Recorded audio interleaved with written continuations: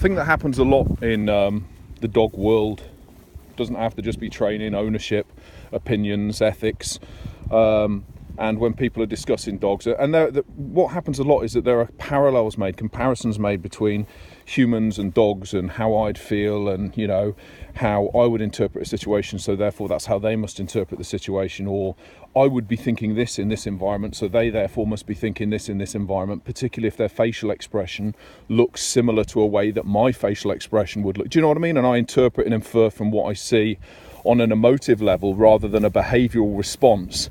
And therefore conclude that they are feeling the same way, or that they are thinking about something in the same way that I would. And the reason that I want to show this is that where we're walking at the minute, so you can see, right, it's moorland, but we're walking through this, and it is everywhere, right?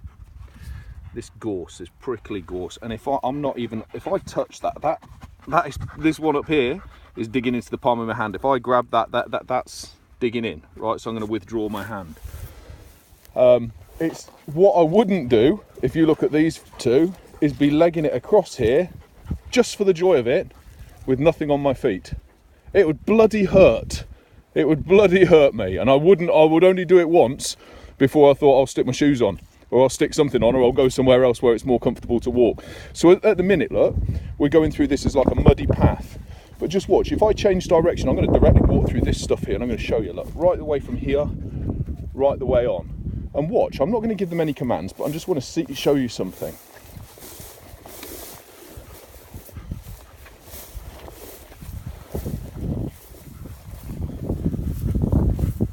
She's coming, he hasn't even clocked me yet. Wait until he clocks me and he'll come over. And the reason I'm not giving a command is because I don't want it to be inferred as being a commanded exercise, so that he's being instructed to come through here. It needs to be something that he's choosing to do. Here we go, look. Choosing to do of his own accord, purely for the fact that we're here. That's it. That's the sole reason that he's decided and she's deciding to come through this in bare paws, is because we're all here. We're like staying together, grouping together. And it's really, really interesting, and it's sobering when you see things like this, or when you actually take time to consider things like this, because look what he's jumping through. Look. Do you know what I mean? He's not yipping or yelping or anything else. And the reason being is that he's a dog, and so's she. And as dogs, they are designed by nature to tolerate certain things in pursuit of whatever pleasure or aim it is that they want to pursue, and they can't be thwarted or stopped by such a thing as something feeling uncomfortable under my. I wouldn't run through that in bare feet. Like I said, it'd bloody hurt me. They couldn't give a toss, because they're not operating on the same level as me. They're not working in the same motivations as me, or with the same motivations as me. I'm saying that they're working to be alongside me or one another as a group. That's my interpretation. I have no idea. I can't open their head up and tell them. But that is the only conclusion I can draw, because I'm not compelling anything. I've never compelled anything for them to walk through here with me.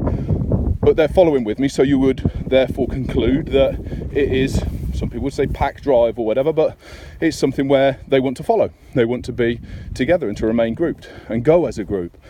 But just it's an interesting point when you do hear, when you do think of dogs as being similar to humans, and interpreting things, when drawing inferences from what you see happening in the same way that you would with a human and how you would feel. It's very, very important that you avoid doing that, and that you look instead at the behavioural response of the dog, and that you look at how he or she responds to certain situations, rather than thinking I would do this because I would feel this, or what. It doesn't make any difference what you think or feel. The only thing that matters is how he or she responds.